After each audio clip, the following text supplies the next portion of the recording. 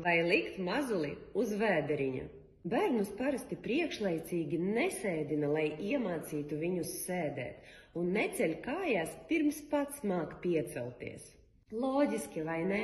Tāpat ir arī ar likšanu uz vēdera. Pirms mazulis ir iemācījies salikt kopā sev priekšā rokas un apvēļoties noturēties uz apakšdelnām, atrašanās uz vēdera būs neadekvāta mazulim slodze.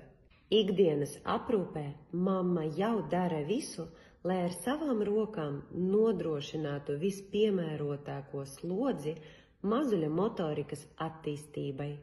Maina rokas nēsājot, pārliek no vienas rokas uz otru, atliek uz virsmas un paņem atpakaļ uz rokām. Protams, ja mamma to dara, nevis atstāj gultiņā ar bortiņiem vai ilgstoši palīg ierīcē.